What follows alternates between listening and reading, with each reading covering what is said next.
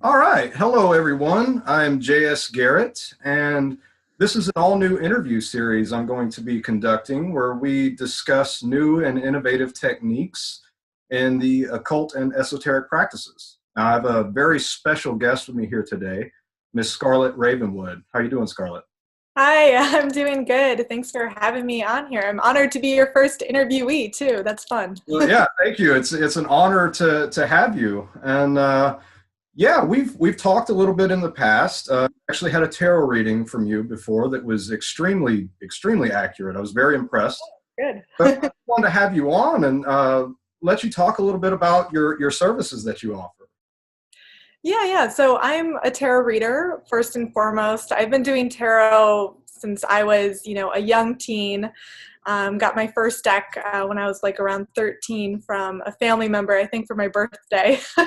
So I've been interested in tarot for a long time and, learning about it off and on throughout the years. But about 2 years ago, I made the shift to kind of leave my corporate 9 to 5 and jump into becoming a business owner. So now I'm a professional reader and I do readings and tarot lessons and even business coaching all through my website, Arcane Alchemy. So it's been a good journey and I'm really loving being able to like dedicate my whole day, Monday through Friday, to these studies, to esoteric studies, to tarot studies and things like that. Yeah, very cool. Yeah, there's nothing better than getting paid to do what you love. So yeah, Yeah. that's very awesome. One of the things that we have discussed briefly is different ways that tarot can be incorporated into spell workings and things of that nature. And I know you had some really cool, innovative ideas on how that can be done. So yeah, I mean, if you could just share whatever you're comfortable with sharing with us. Yeah, definitely. And it's interesting. I actually did a tarot workshop here in Chicago the other day, and it was about the healing power of tarot. So it was taking some of the more healing focused cards in the deck, mostly the Star and Temperance, Okay. and talking about how you can incorporate those in your life and use them to bring about kind of decrease of anxiety and stress and things like that. So one of the fun things we did during that workshop is I led people through a guided meditation, because some of the characters in the tarot cards, especially the ones in the major arcana, which are the 22 main figures, you can kind of look at them as not just images on a card, but as actual, archetypes that have real power. They're almost like characters or even Yeah. deities. So with the guided meditation, the idea was to visualize the scene in the star card, and it's a really beautiful scene where there's kind of a field of stars in the sky. There's a pond and a beautiful maiden, and she is pouring water into a pond and on land. It even has like a phoenix in the scene too. So it's this very beautiful image. So I asked people to first look at the card for a few minutes and try and visualize and memorize all the components of it. And then I lead them through a walking meditation where they walk down the path themselves and try and, feel that night air, feel the coolness of the pond, and even like look at their reflection in the water. What do you see? And then even meet the maiden herself and ask her for her piece of advice. So you're actually interacting with one of the characters from the cards, and then what she says to you is really interesting. So I think in general, a lot of people get hung up on the idea of tarot card just doing a reading. That's the only thing you can do with them, but there's so much more, magically speaking, and that's just one thing you can do. You can do, guided meditations to meet all the characters in the cards, and they each have their own components. They each have things and lessons they can teach us. Um, Also, the cards can be great substitutes for other things. So, for example, the minor arcana are the four suits in tarot. So there's, wands, which represents fire, cups for water, pentacles for earth, and swords for air. So I know you're really into rituals. So if you're doing any ritual and you're, maybe out in the woods and you don't have stuff with you, if you have a deck with you, you can just place like the Ace of Swords in the East. You can place the cards in various areas to represent those elements, to bring in that energy. So they're a great substitution method too. Okay, very cool. Yeah. And then in spell work, you can just focus in on, okay, well, what is this card about? So maybe you want business success and you bring in the King of Pentacles into your sigil spell. You could actually print out a copy of the image and write the sigil on the card and then like burn it. Yeah, So that's a really good idea, actually. Because in rituals that I do, especially with sigil magic, I will usually use like an essential oil or my own blood to anoint and open the sigil, and then afterwards I will burn that as an offering to the spirits that I'm working with. So, yeah, I can definitely see how printing out the tarot and then drawing the sigil on top of that and using it would seem like it would really amplify that working. So yeah, I'm definitely going to try that. yeah. Really. Um, have you heard? I talked to a young man not long ago, and he told me that he would place certain cards under his mattress when he would sleep to try and induce dreams and things of that nature. Have you ever experimented with that? Yeah, I have actually placed like a card underneath my pillow every once in a while.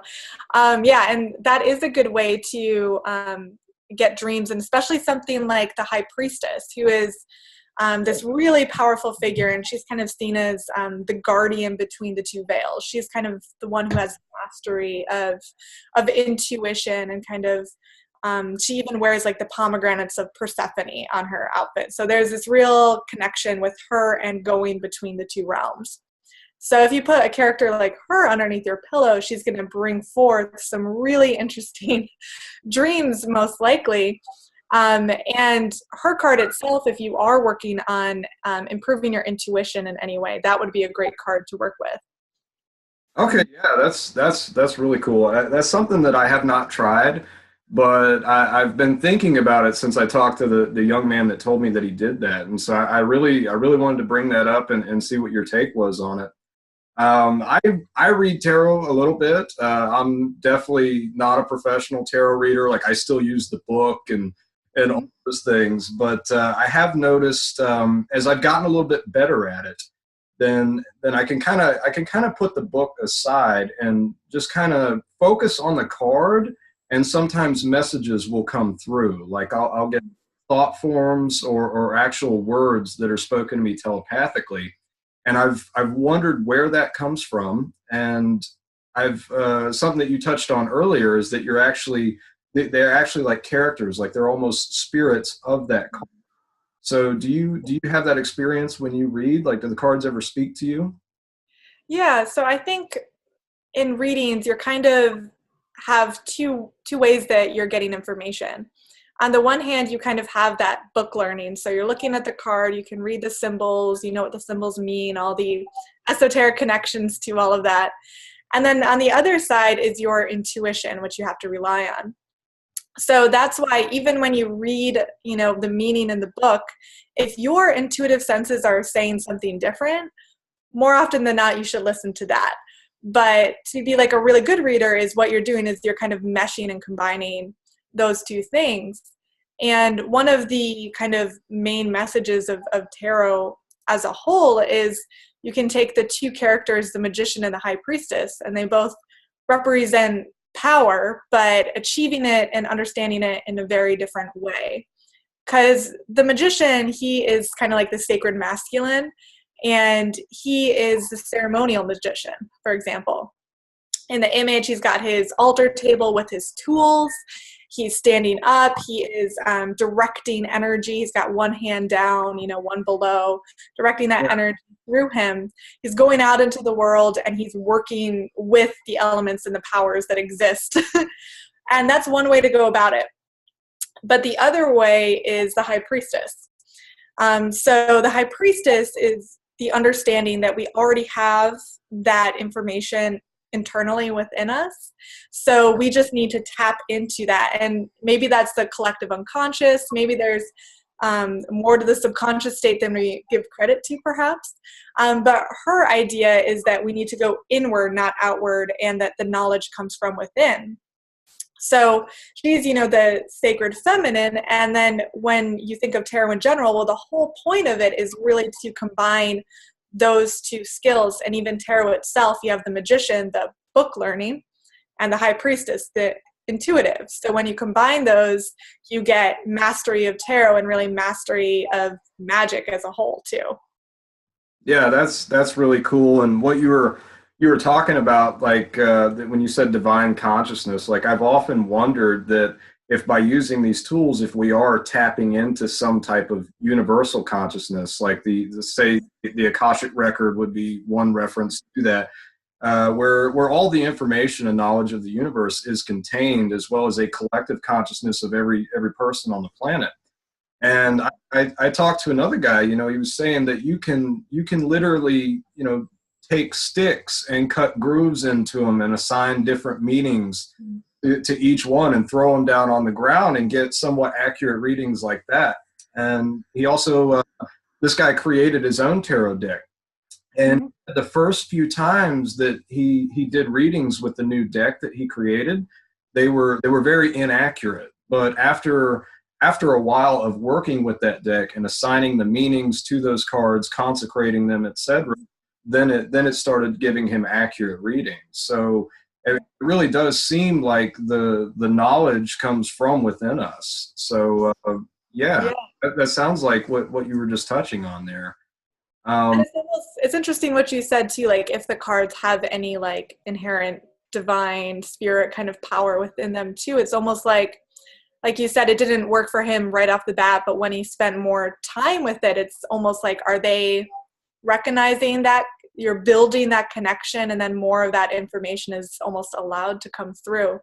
So that is interesting. I wonder why it is that, when people work with tarot more and more, your readings get more and more accurate.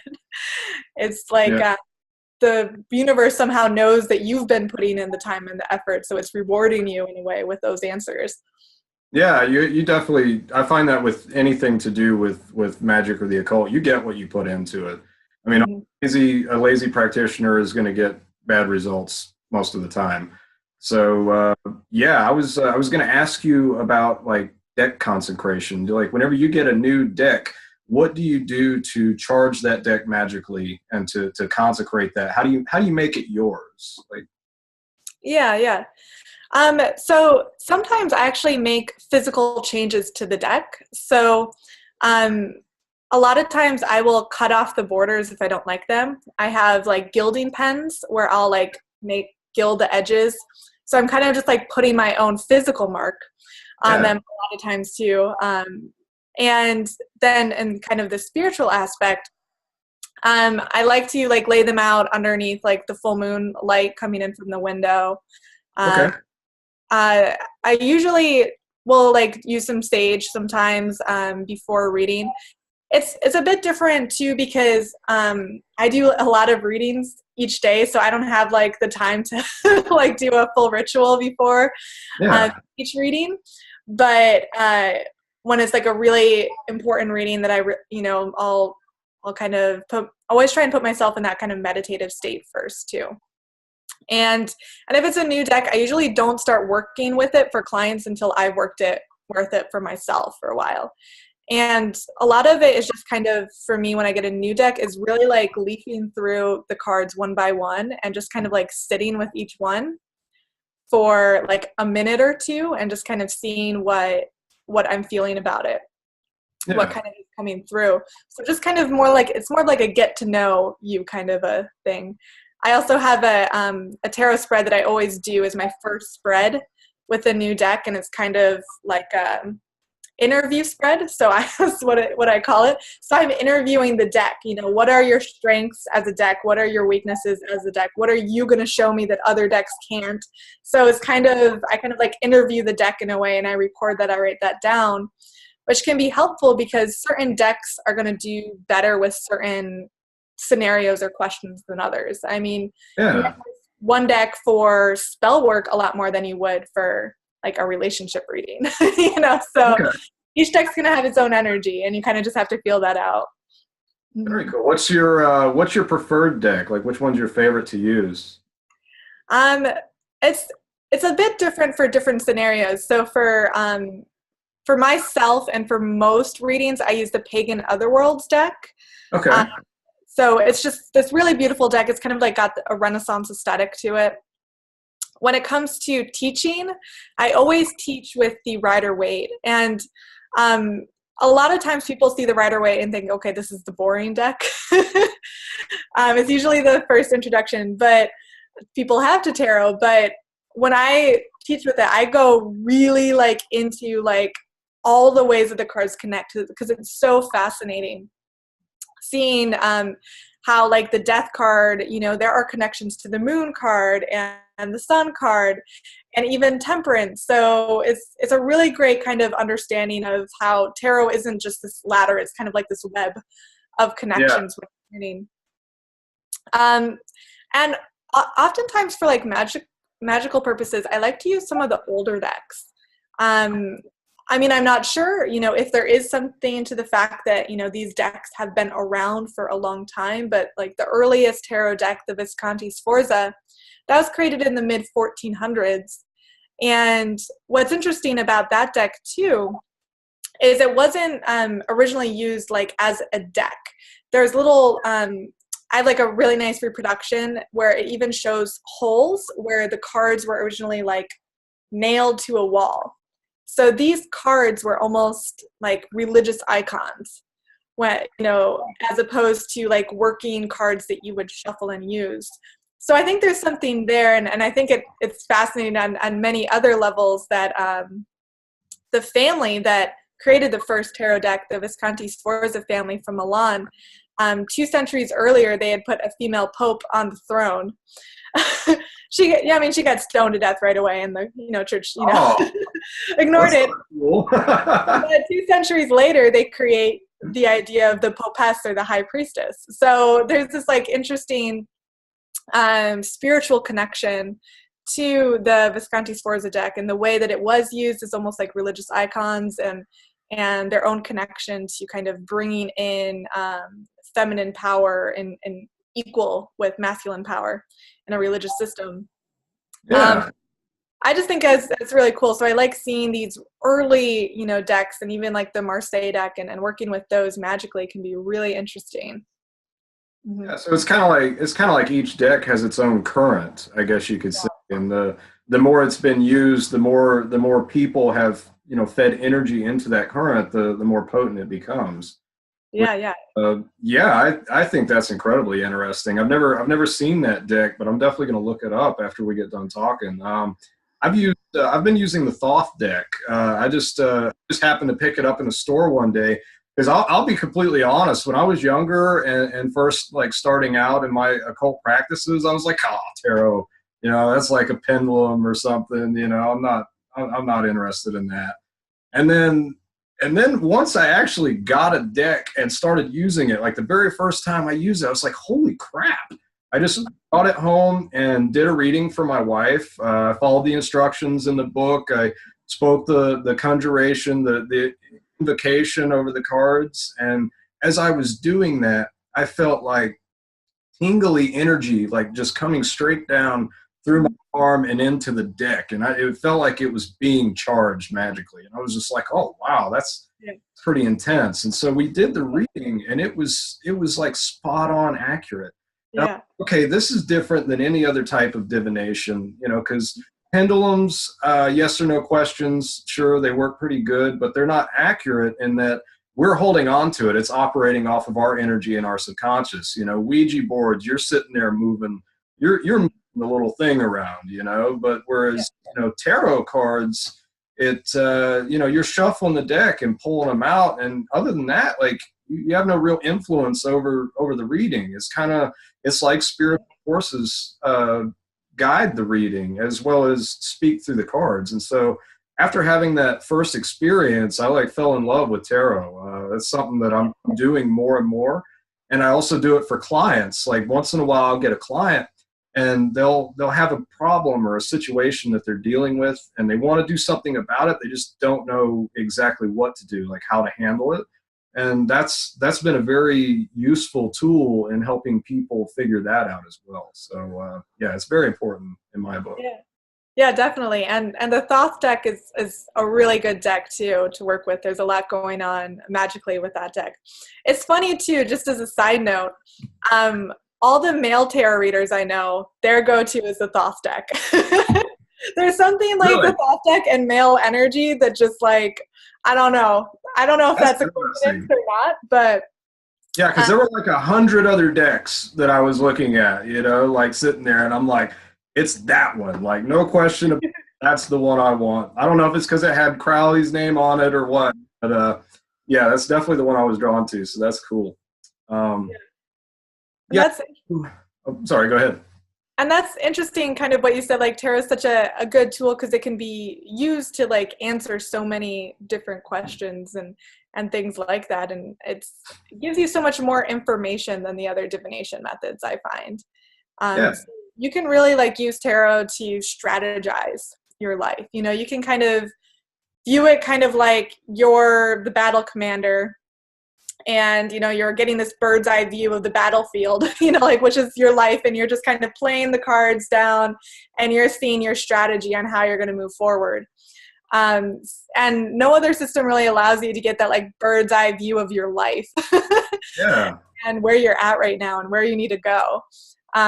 It's so in depth. It's so elaborate in the descriptions, and depending on what position they're in, and if it's upside down or not, it can have these different meanings. So you have to get like really real elaborate with your interpretation, and that's where like the skill of the tarot reader comes in. And excuse me, like I noticed that right off the bat.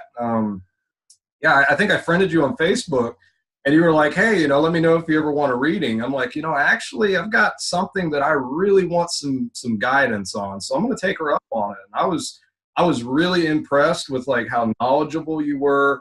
You didn't have to use a book or a manual or anything. You knew exactly what every card meant, and I could also tell that you were letting the cards speak to you.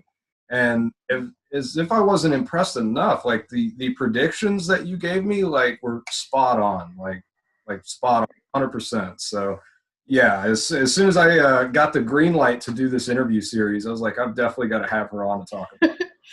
Excellent. Yeah, that's awesome. I mean, tarot's so fun just as a tool to study with too, because I actually did art history in school, so I'm a huge visual person. Like part of the reason I love tarot is they're like paintings that you're reading, right? Like, so it's basically a way to look at these symbols, and then you connect it to all the other esoteric studies, so there's Kabbalah referenced in there, there's Eastern mysticism, there's astrology. So when you're learning about kind of magic in general, and there's all these different systems, tarot's kind of the one thing that like pulls it all in and combines them. Yeah. So it's interesting. It doesn't exactly fit into any other system. I know some people try and like fit all the major cards on the tree of life, and some people try and fit it exactly with astrology, but I'm kind of the mind that it doesn't fit exactly on any one system, but it incorporates all of the systems. Yeah. Yeah. So it's a really great way to. Yeah, I mean, it's not right hand or left hand or even in between. I mean, it's everything wrapped together.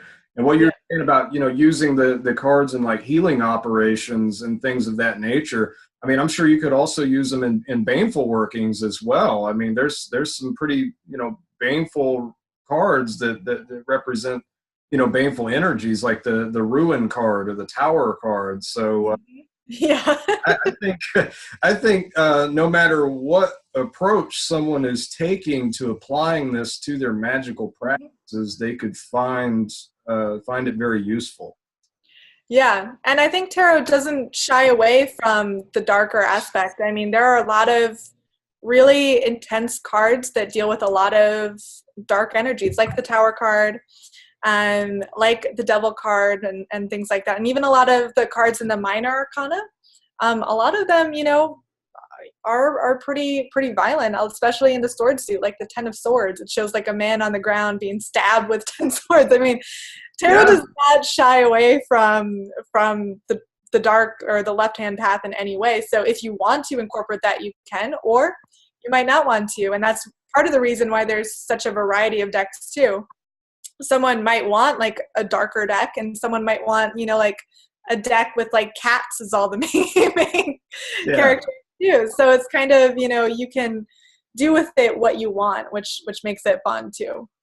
Yeah, I remember my mother, she had a deck that she taught me to use a little bit when I was a kid. It was called medicine cards, and each card was a different animal, and it had, the different meanings that and things that animal represented, like based off its Native American totem.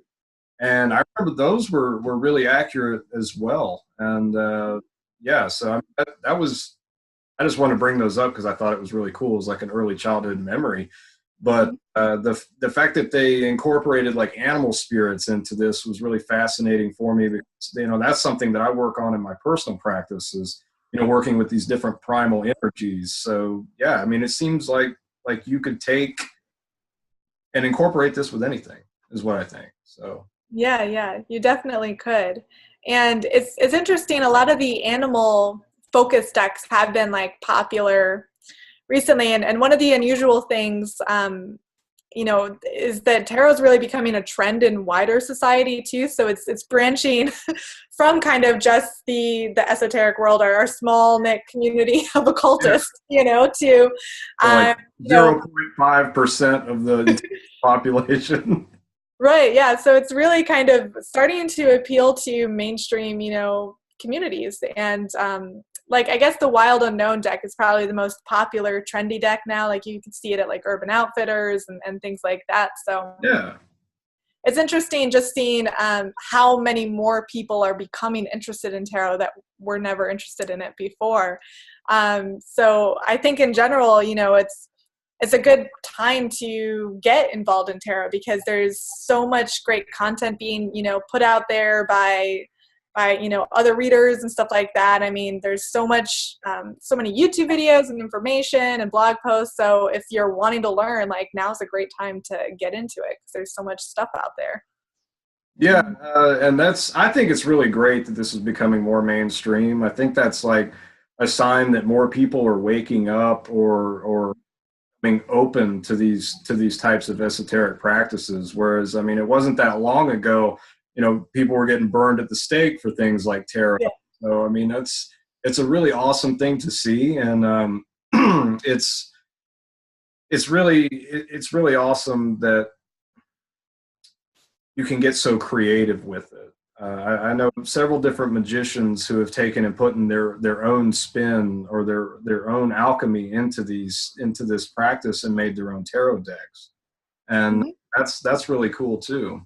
I wanted to ask you, excuse me, like, what do you just do tarot readings, or do you do ritual for hire or things of that nature?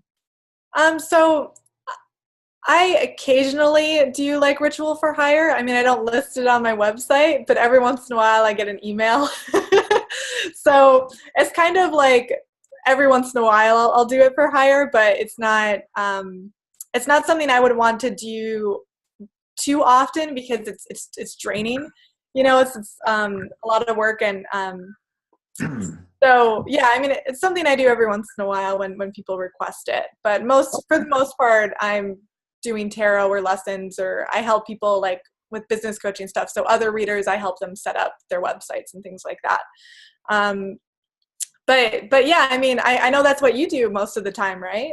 Yes, ma'am. I have a ritual called the Rite of Deification on the Become a Living God website and their catalog, which just that rite alone is keeping me so busy. Like, I never imagined that I would get such a good response from the public about this. Like, honestly, I was expecting to get a lot of flack from this, because it does deal with blood sacrifice, which is something that's extremely taboo, even in like the real dark satanic circles. They're all like, no, that's a no. But my clients are from all walks of life. I mean, some of them are doctors, some of them are professional athletes. I mean, it appeals to a wide range of people. and I'm getting ready to drop a new ritual. Probably next month. That'll be coming out. It's called Astarte's Ultimate Love Spell, and that's that's going to be another taboo thing, because there, as far as like love magic goes, some people would consider that to be baneful and other people's wouldn't. It's really how you use it. This is mainly for couples who are wanting to improve their relationships, or for people who are just simply wanting to manifest a relationship. So yeah, I'm excited about that. Yeah. And that's interesting too, because I think that there's a lot of kind of change right now, and kind of, if you think of like the wider pagan community, where it was for the most part extremely like most people were Wiccans, but I think that's diversifying a lot lately. A lot more people are getting interested in like other aspects of like occultism and traditional witchcraft and practices like that, where things like that wouldn't be so taboo necessarily. So I kind of see that happening too, as more people are starting to move away from Wicca when it comes to magic. They're not thinking that that's necessarily the be all and end all. Yeah. So even that itself is diversifying and changing. Mm-hmm. Yeah, absolutely. And it seems like Wicca is predominantly right hand in nature, and I think that's why people, as they're transitioning from their mainstream religion, kind of jump to that, because it still embodies like the Christian and Buddhist philosophies. It's just a little bit more edgy, But yeah, it definitely seems like there's a change occurring in the collective consciousness, or the consensual reality matrix, to where people are becoming much more open to these things, and they're starting to understand them on a scientific level. It's not all just hocus pocus hooey stuff anymore. Like we actually have science to back this stuff up and how it works, which is a major deal, I think. Yeah, definitely. And I think that is true. Like science is recognizing, the power of thought form and things like that.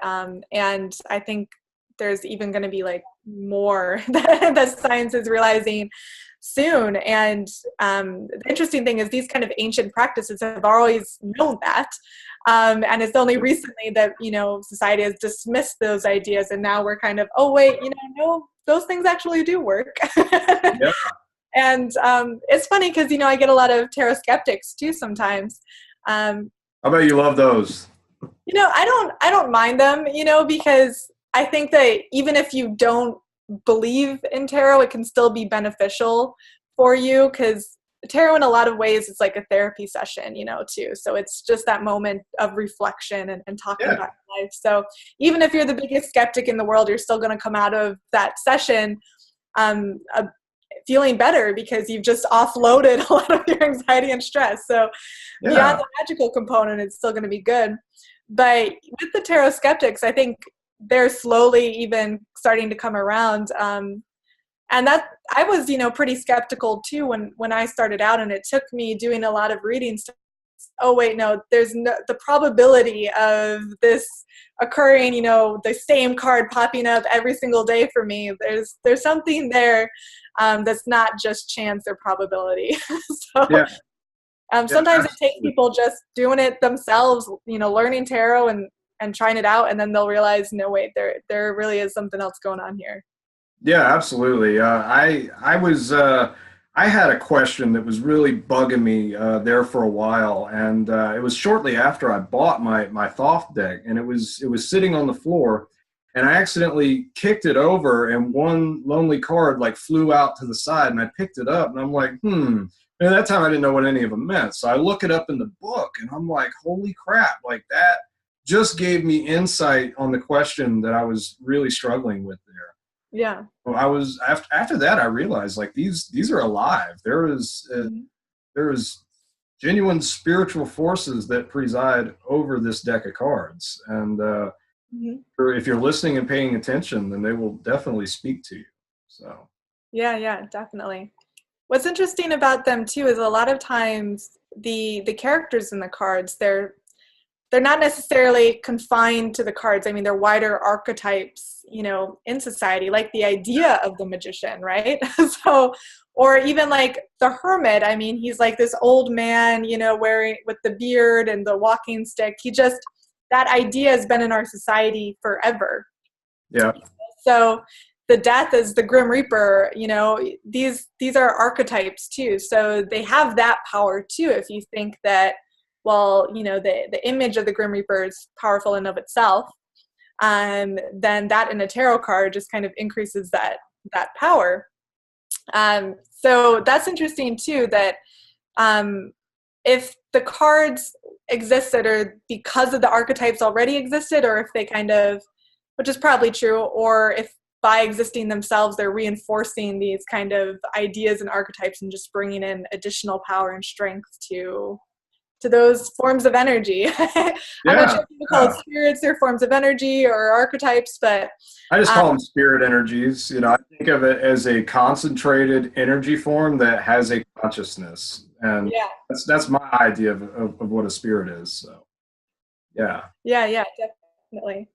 So it's neat that it can be, you can connect with that spirit energy, you know, through magic, and then you can also use the cards as simple, you know, lessons. You need advice for something, and you go to the cards and you get guidance. And even things like, I do simple things too sometimes, like I have the lock screen of my phone. I'll like set it to an image of a card so I see it every single day, multiple times a day. So I think right now it's like the King of Pentacles. So I'm bringing in prosperity into my life, just unconsciously connecting with that card every time I look at my phone. Yeah. And you can do like positive things too, like put the Empress on like your bathroom mirror, like a card representing beauty connected to Aphrodite. So you're connecting with that magically every time you see yourself. That's going to put you in a good mindset. That's a really good idea. You can just leave cards in various places around your apartment to kind of bring in that energy where you want to interact with it.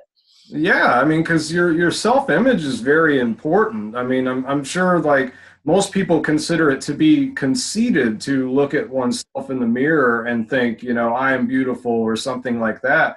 But that is a very common trait that we see in successful people all over the world. That's that they love themselves. They don't hate themselves. They think highly of themselves. So I mean, it's not necessarily being vain, it's boosting your own self-confidence. So yeah, putting that card on the mirror, that's a really good idea. I might try that myself.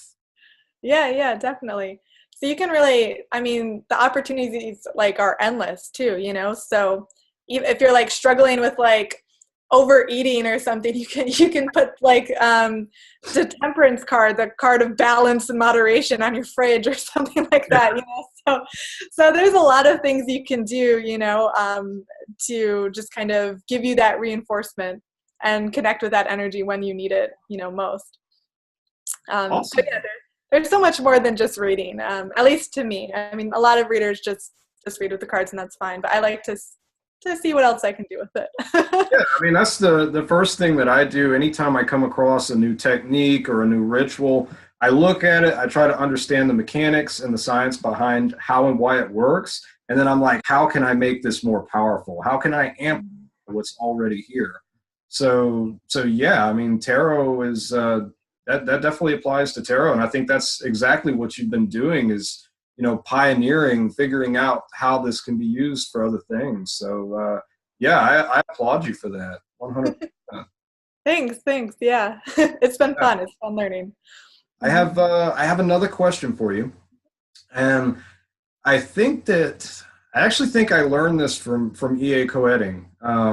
It might have been in his divination course, or he might have showed it to me in person. I can't really remember, but he was saying that whenever you do a reading for someone, you know, if it's showing like a bad outcome or something like that, then after the reading is finished, after it's complete, you can take those negative cards out and then put in place positive cards that you would like to see there. You know, what is the ideal reading that I could have in this situation, and switch the cards out and then sit there and focus on that reading, on that spread, and do like a visualization technique in order to change the prediction or change the outcome. And I was wondering if you'd ever experimented with anything like that. Yeah, I've tried that before, where you kind of switch at the end, like either like turn over the cards that you don't like, flip them over and put a positive card on top of it. And you might even like put that if you had like on an altar, like put it on there, on there. So it's like the positive force is covering and like suffocating the negative force. Yeah, Um, so yeah, something like that definitely I think does work.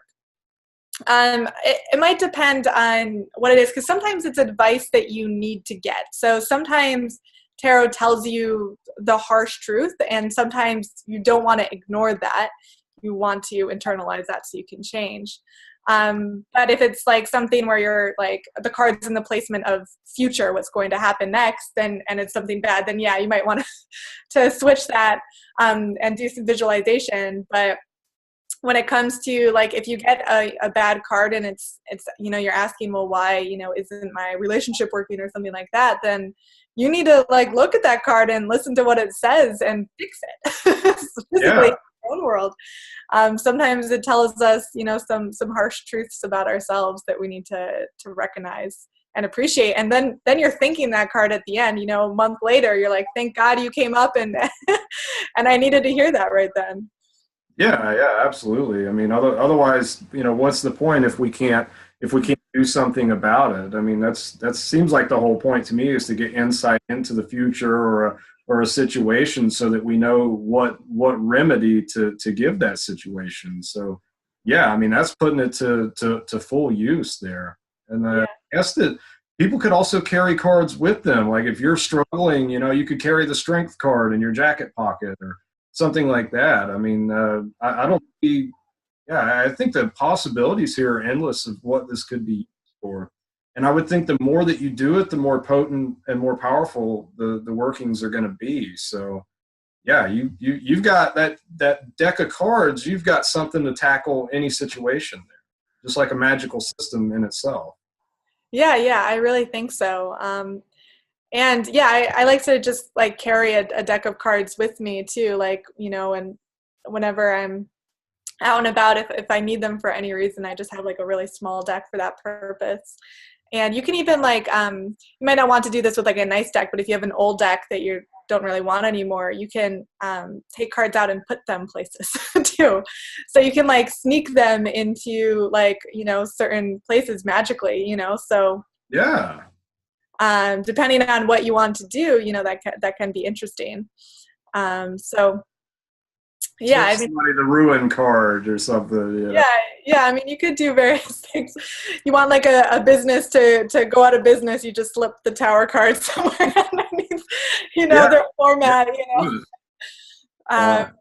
Not that I suggest doing that; it's not very nice. But I mean, the opportunity is there if you choose to. So I think it is interesting when you think about the different ways you can take them around with you in your lives and how you can incorporate it.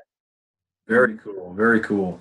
Well, if people want to get in touch with you for a tarot reading, how can they find you online? Yeah, so my site is called Arcane Alchemy. So that's arcane-alchemy.com. So you can find me there. I'm also on Instagram at Arcane Alchemy, so you can find me there too. And I'm on YouTube under Scarlet Ravenswood. Yeah, so on my website, you can book a 30-minute or an hour-long session with me, or you can book some tarot lessons. Awesome. Awesome. Well, yeah, we'll be putting this video up on the Become a Living God channel, and we'll be sure to have a link to your website there, and I'll share it on Facebook with a link as well. Um, Mhm. yeah, is there anything else you would like to cover as far as tarot goes, or anything like that? No, I think we had a great discussion, and it was really fun talking to you about tarot, and I hope this gets other people that see this energized and excited about it too. Yeah, It's such a fun absolutely. topic, and we could talk for hours about it. It's so great. So thank you so Yeah. much for having me on and for being your first interviewee. So that's a great honor, and Well, thank you. Thank you very much for coming on. I had a blast sitting here talking to you, and yeah, I'll definitely be booking you for another reading soon because I want to learn. I want to learn more about this, and yeah, you definitely know what you're doing. So, Thank you very much for sharing some wisdom with us today, and I look forward to having you back in the future. Great. Thank you so much. All right. You have a good night, Scarlett. Thank you. Bye.